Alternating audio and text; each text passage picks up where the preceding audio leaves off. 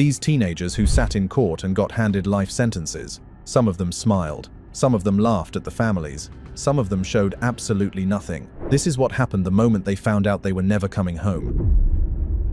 Nehemiah Griego. Nehemiah Griego will get life for murdering his parents and 3 younger siblings when he was just 15 years old. Nehemiah Griego was 15 years old when he killed 5 members of his family inside their home in South Valley, New Mexico, just outside Albuquerque. His father, Greg, was a former pastor at Calvary Church who worked overnight shifts as a chaplain to the Albuquerque Fire Department.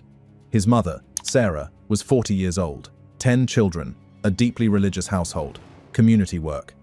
On the night of the 19th of January 2013, Nehemiah picked up a .22 caliber rifle and shot his mother in the face while she slept.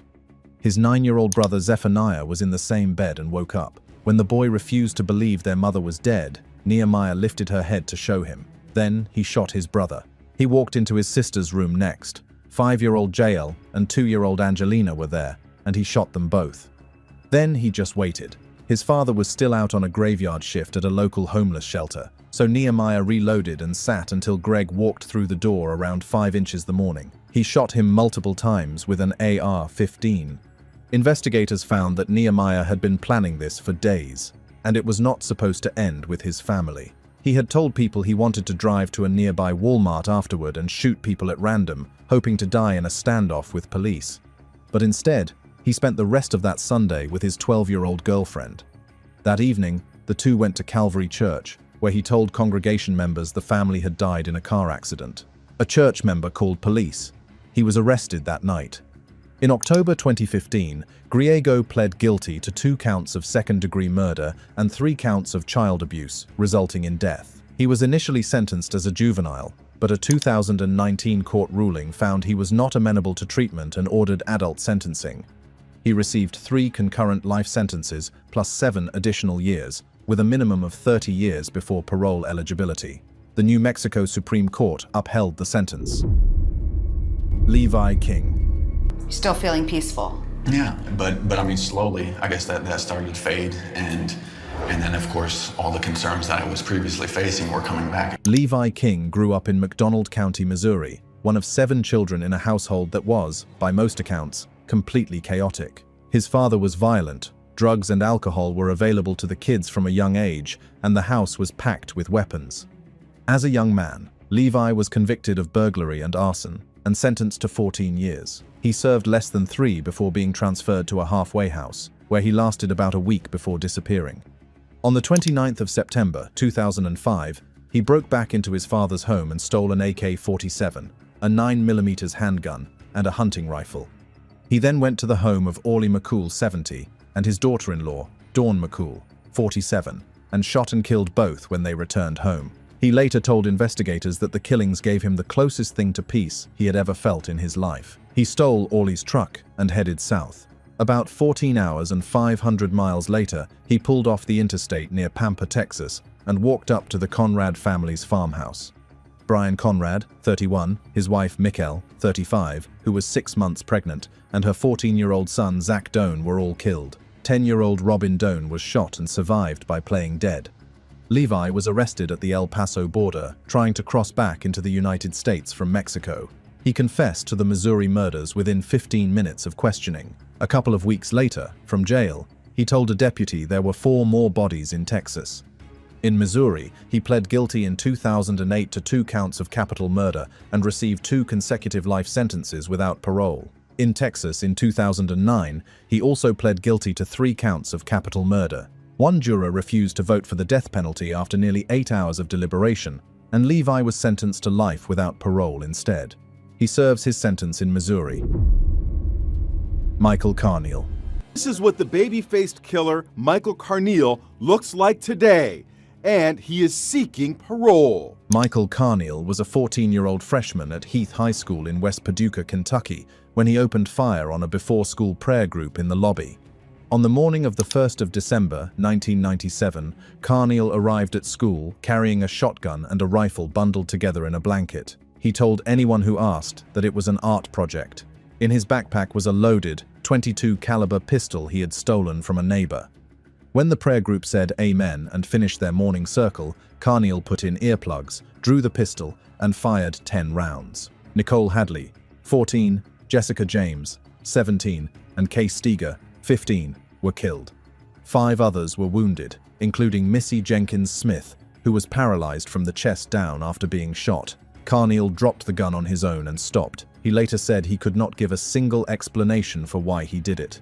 He was eventually diagnosed with paranoid schizophrenia and described at the time of the shooting as deeply delusional, hearing voices that told him to act. He told investigators he had been bullied, felt unloved at home, and had been thinking only of himself when it happened.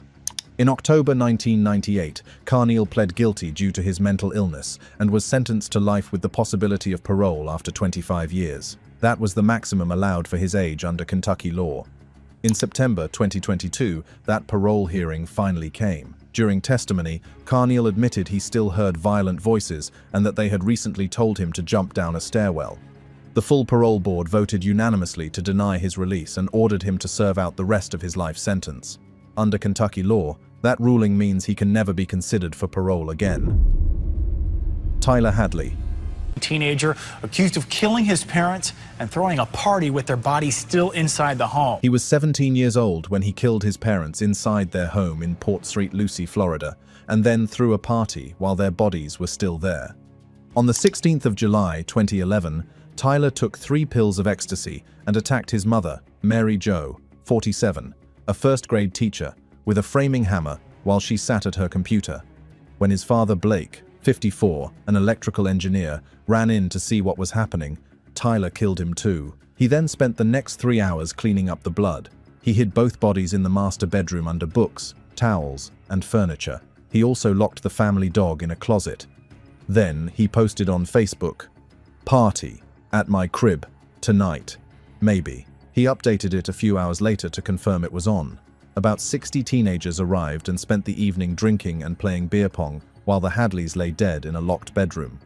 Some guests later said they noticed a strange smell. Weeks before the killings, Tyler had told a friend he wanted to murder his parents and throw a party afterward, saying it had never been done before. His parents had recently enrolled him in an inpatient drug treatment program, which he did not want to attend. During the party, Tyler pulled his friend Michael Mandel aside and told him what he had done. He showed him the bodies. Mandel called Crime Stoppers anonymously in the early hours of the morning. Officers arrived while the party was still going. Tyler pled no contest to 2 counts of first-degree murder. He received 2 consecutive life terms in 2014. After a resentencing in December 2018, that sentence was upheld again. The judge called the crime brutal, heinous, and premeditated. The sentence is subject to judicial review after 25 years. Andrew Conley. Conley broke down, crying and shaking in the courtroom as that video was played. It's the first time he's shown any emotion about the crime. He was 17 years old when he killed his 10-year-old brother Connor in their home in Rising Sun, Indiana, on the 28th of November 2009. By his own account, the two had been wrestling when Connor passed out from a chokehold. But Andrew did not stop there. He dragged his brother into the kitchen and strangled him for approximately 20 minutes. He then put on gloves, wrapped Connor's head in 2 plastic bags, and secured them with electrical tape. He dragged the body outside and beat his brother's head against the ground repeatedly to make sure he was dead before loading him into the trunk of his car. From there, Andrew drove to his girlfriend's house and gave her a promise ring. Connor's body was still in the trunk the entire time. He later dumped the body in a wooded area near a local park. His parents were asleep and had no idea. Andrew later admitted to police that he stood over his sleeping father with a knife that night and thought about killing him too, though he said he could not explain why he stopped. The next morning, he walked into the Rising Sun Police Department and confessed. Weeks before the murder, Andrew had told his girlfriend he wanted to be like the fictional TV serial killer Dexter. He told police that the urge to kill felt like what a starving person feels craving food, and that he had been having those thoughts since 8th grade. In September 2010, Andrew pled guilty to murder. The judge sentenced him to life in prison without parole. He appealed multiple times on various grounds, but the Indiana Supreme Court upheld his sentence, most recently in a unanimous 2022 ruling. Cody Metzger-Madsen. 5-year-old foster brother will have another evaluation to see where he'll be treated. You may remember in November, Cody Metzger-Madsen was found not guilty. He was 17 years old when he killed his 5-year-old foster brother, Dominic Elkins, in Logan, Iowa, on the 31st of August 2013. Cody had been in foster care since he was 6 years old. He had a long documented history of mental health diagnoses and hospitalizations, and by the time he ended up with the Kuhlman family in rural Harrison County, he had cycled through multiple placements over more than a decade. Dominic had only been living there about 3 weeks when the attack happened. The two played together regularly. Cody liked inventing games based on mythology and video game characters, and Dominic would join in. On that afternoon, they were outside on the property when Cody attacked Dominic with a brick and pushed his head into a ravine, continuing to strike him. Dominic's body was found at the bottom. At trial, Cody testified that he believed he was fighting goblins. He described them as green and ugly, and said he believed Dominic was their leader. His defense argued he had been in a full psychotic state with no understanding of what was actually happening. The prosecution countered that Cody had seen the child's skull and blood before continuing the attack, showing he understood the harm he was doing. In November 2014, a judge found him not guilty by reason of insanity and committed him to the Iowa Medical and Classification Center at Oakdale, indefinitely. A judge reviewed his placement every 2 years, and each time ordered he remain institutionalized. In 2024, Cody, then 28, attacked a fellow patient at the Independence Mental Health Institute, fracturing the man's face and ribs and causing a brain bleed. Charges of attempted murder were filed. Michael Swanson. I want to know if you're even sorry. Are you sorry for what you did? He was 17 years old and from St. Louis Park, Minnesota, when he drove into Iowa with a loaded gun on the night of the 15th of November, 2010. He had recently been released from a juvenile detention facility in Minnesota for theft. His defense later argued he had been let out without medication or mental health follow-up, despite a documented history of serious psychiatric issues. That evening, Swanson walked into the Crossroads convenience store in Algona, Iowa, and shot clerk Vicky Bowman Hall. He had also, earlier that same evening, entered the Kum & Go store in Humboldt, Iowa, where he shot Sheila Myers, 61, in the face with a .40 caliber Beretta handgun. He took $31 and a pack of cigarettes before walking out. Both women had done exactly what he asked before he shot them. Investigators said he killed them to leave no witnesses. In June 2011, a jury convicted Swanson of first-degree murder for the death of Sheila Myers. Before the second trial could begin, he pled guilty to the murder of Vicky Bowman Hall as well. During sentencing, as the judge described the killing as a cold-blooded murder, Swanson smiled. He was sentenced to 2 consecutive life terms. Following a 2012 Supreme Court ruling on mandatory juvenile life sentences, those were commuted, and he is now eligible for parole after 60 years instead. In 2015, he pled guilty to attempted murder for slashing a fellow inmate, adding another 25 years. Jeremy Everett Goodale. So Jeremy Goodale was 16 years old when he helped his classmate and best friend murder their Spanish teacher in Fairfield, Iowa.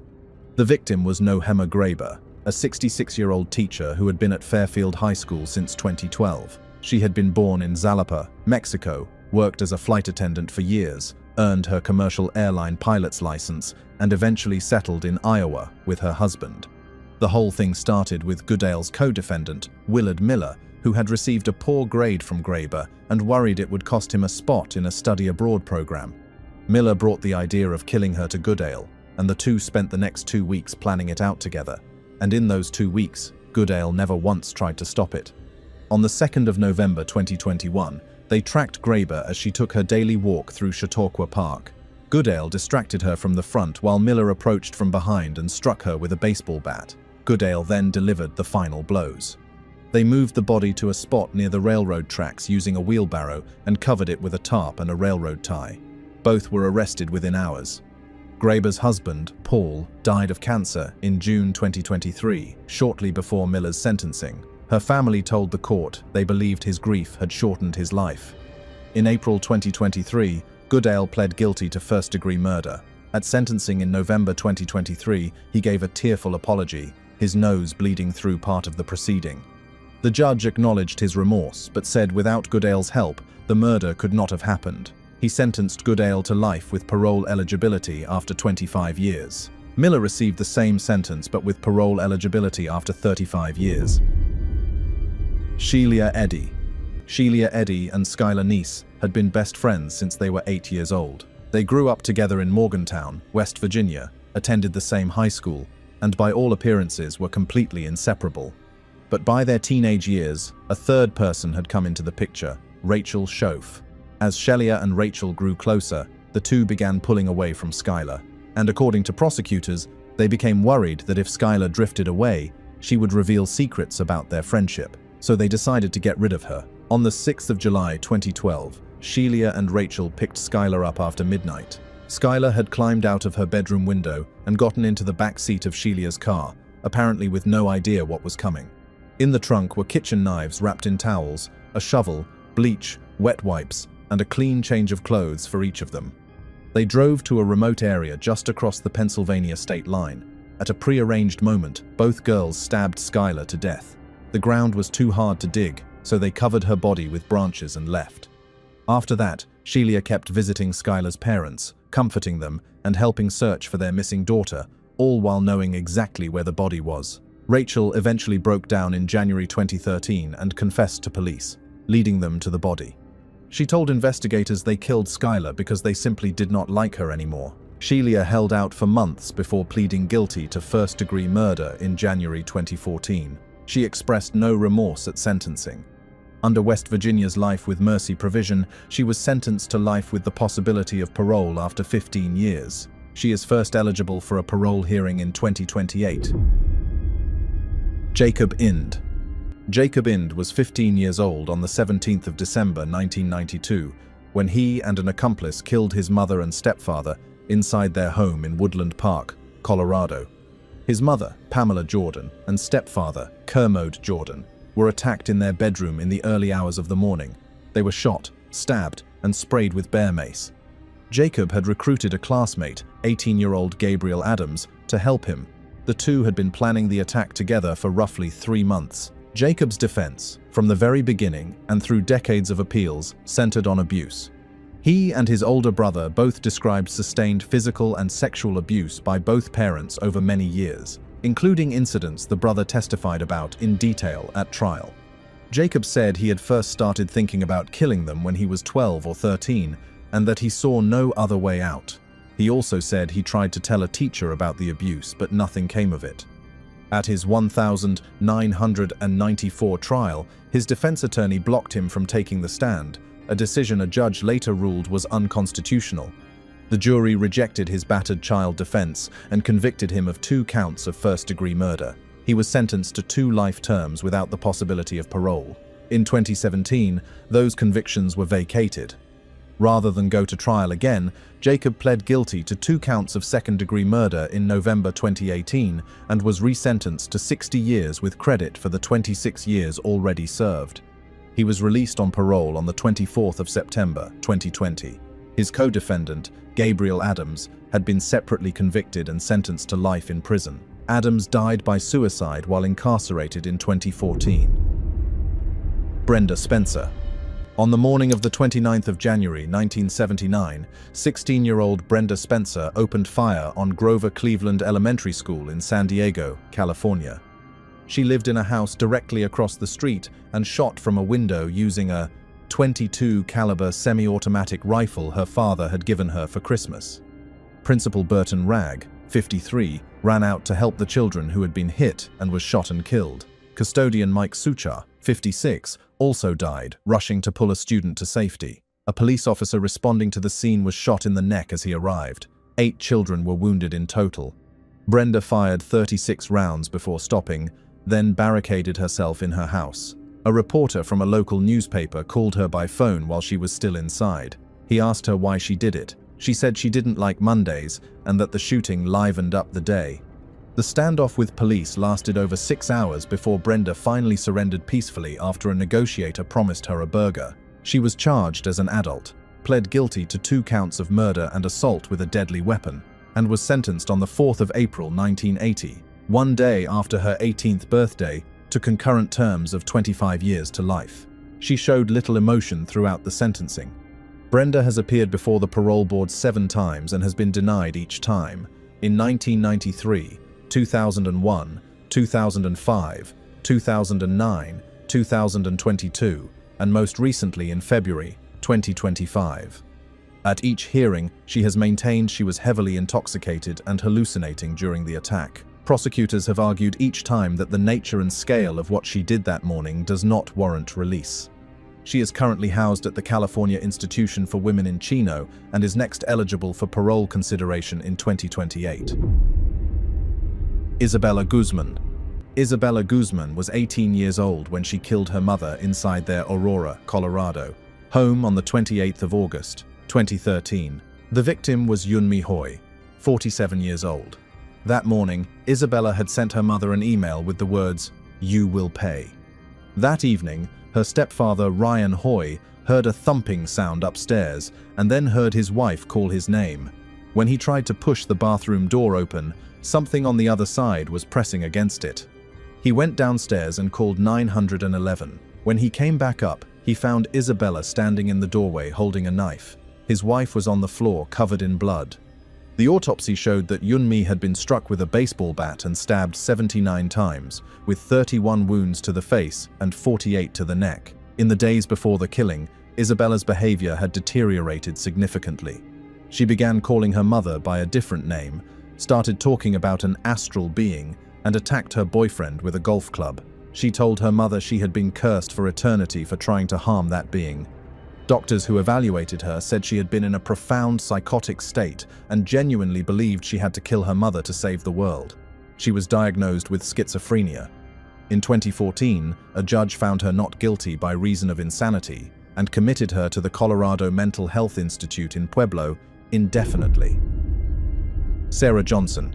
Sarah Johnson was 16 years old when she shot and killed both of her parents in their home in Bellevue, Idaho, on the 2nd of September 2003.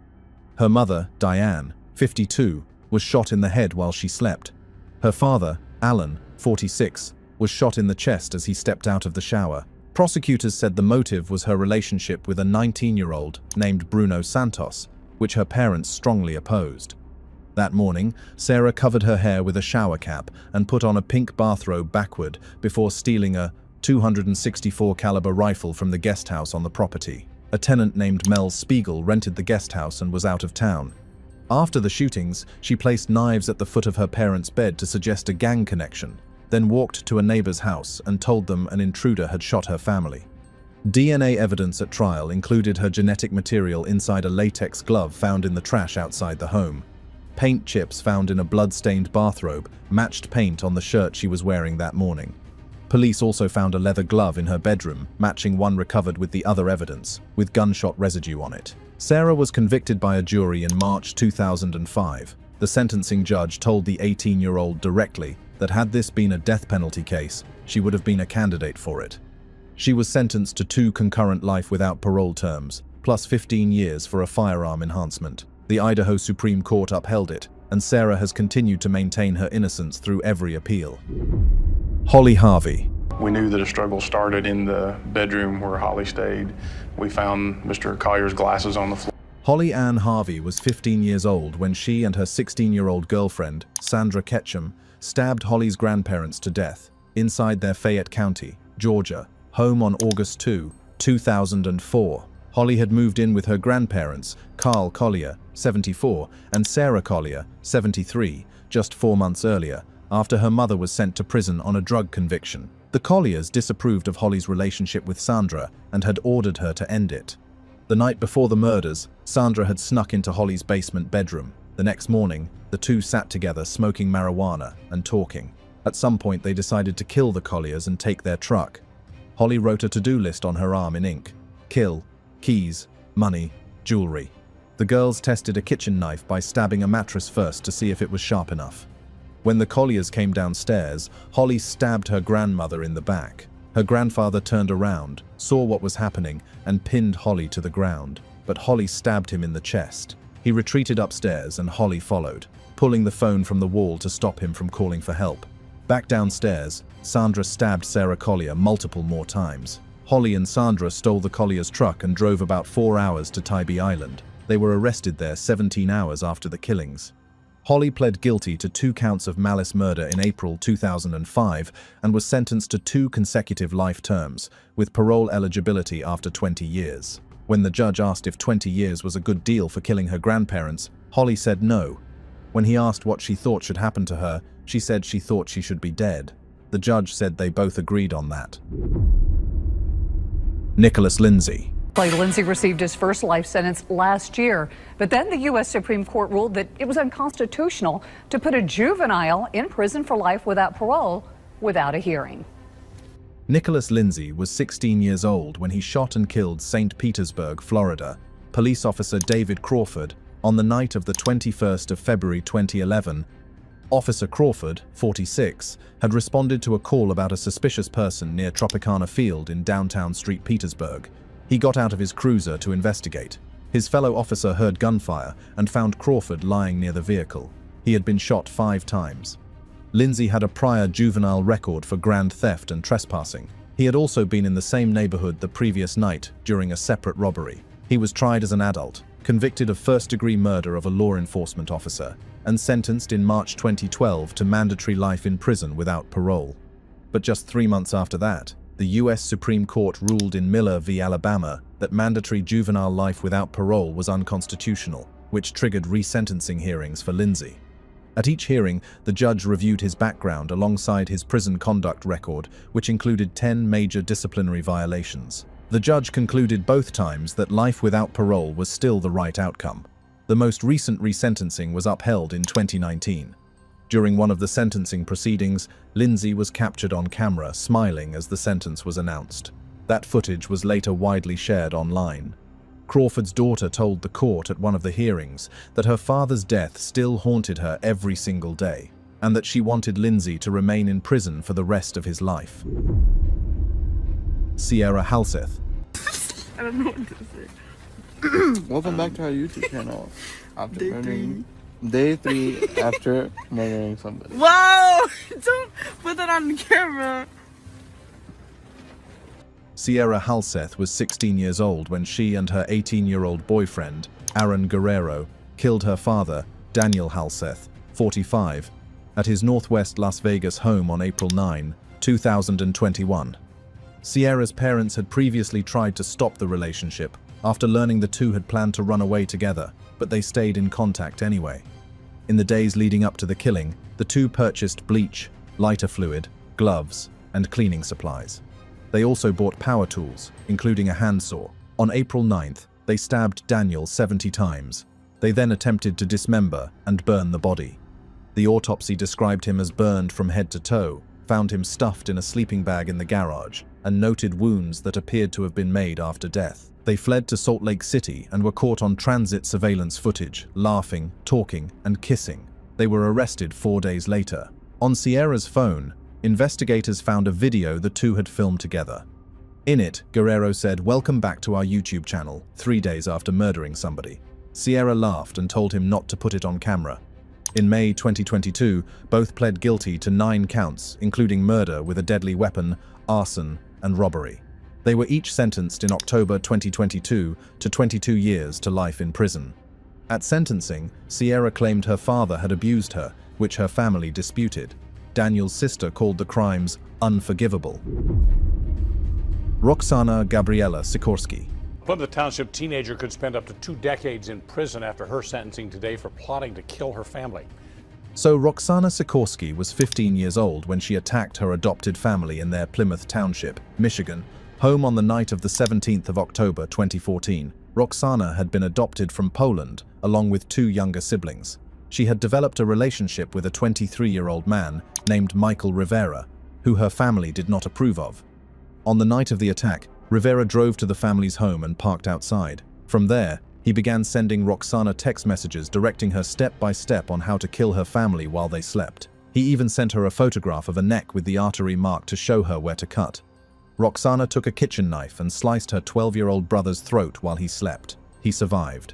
She then moved toward her younger sister, but her sister screamed. Roxana fled through a window to Rivera waiting outside.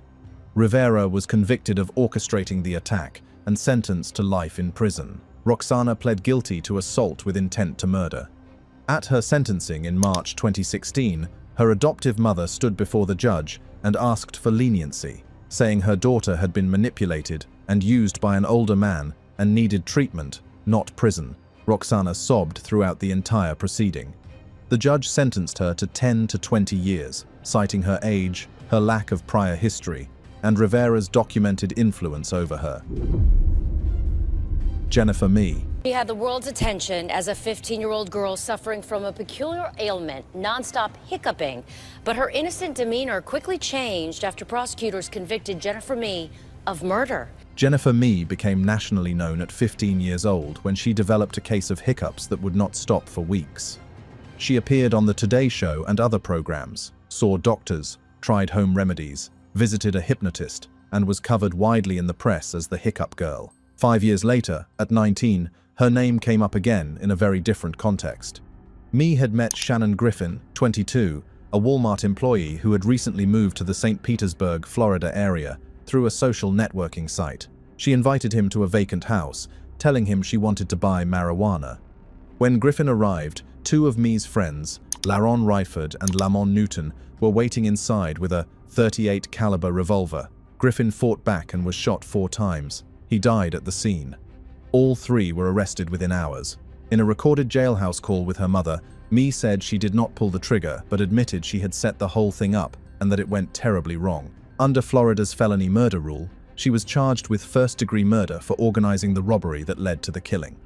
Her defense argued she had schizophrenia and Tourette's syndrome and had a low normal IQ that made her vulnerable to manipulation. On the 20th of September 2013, after 4 hours of deliberation, the jury found her guilty. Mee wept as the verdict was read and continued to sob as she was led out in handcuffs. She was sentenced immediately to life in prison without the possibility of parole. Ciandel Jackson. A violent outburst in a Milwaukee courtroom as a man fights with deputies following a life sentence. 21-year-old Nathan Potter was shot to death last summer in River West, and his 19-year-old killer has no chance of parole. Ciandel Jackson was 19 years old when he and an accomplice killed Nathan Potter, a 21-year-old film student at the University of Wisconsin-Milwaukee, in 2009. Potter was walking home from a bar in Milwaukee when Jackson and his companion began following him. They accosted him outside his apartment, demanded money, and shot him. Earlier that same evening, Jackson had taken part in a separate robbery in the same neighborhood, during which he had also fired a weapon. He was convicted of first-degree intentional homicide and first-degree robbery. At sentencing, when asked about his motive, he told the judge he had just been having fun. During the trial, Jackson had shown no remorse. At one point, as he was being escorted out, he turned and smiled directly at Potter's family. Members of Jackson's family in the gallery directed profanity and taunts at the victim's family multiple times throughout the proceedings. When the judge sentenced Jackson to life in prison without the possibility of parole, he began screaming profanity from the stand. Deputies rushed in and Jackson fought them. Officers used pepper spray to subdue him before he could be removed from the courtroom. Potter's family sat through all of it. Potter's brother has required every light in his home to be on at all times since the killing. He told the court he also asked for all the windows in his house to be removed. Jackson, who was 19 at the time of the crime, is serving life without the possibility of parole in Wisconsin. Evan Miller. So, Evan Miller was 14 years old on the night of the 15th of July 2003, when he and a 16-year-old friend, Colby Smith, killed their neighbor Cole Cannon in Lawrence County, Alabama. Cannon had come to Miller's home looking for food. The 3 of them ended up spending the evening together, drinking and smoking marijuana. Later, Miller and Smith went to Cannon's trailer looking for more drugs. When they found none, they stole his baseball card collection. They went back a second time. Cannon had passed out, and Miller took $300 and a driver's license from his wallet. As he went to put the wallet back, Cannon woke up and grabbed him. Smith hit Cannon with a baseball bat. Miller then picked up the bat and beat Cannon repeatedly, using it and his fists, until Cannon was on the ground. They covered him with a sheet and left. Then they came back to burn the trailer to destroy the evidence. Cannon was still alive inside. He died from his injuries and the smoke. At Miller's original trial, a witness testified that before the final blows, Miller told Cannon, "I am God. I've come to take your life." The resentencing judge later said those were some of the most chilling words he had ever heard in a courtroom. Smith pled guilty, testified against Miller and received a life sentence with parole eligibility. Miller was convicted in 2006 and given mandatory life without parole. His case reached the U.S. Supreme Court, which ruled in 2012 Miller v. Alabama that mandatory life without parole for juveniles was unconstitutional. But at a full resentencing hearing in April 2021, the judge again imposed life without parole. Miller showed little emotion throughout the virtual proceeding,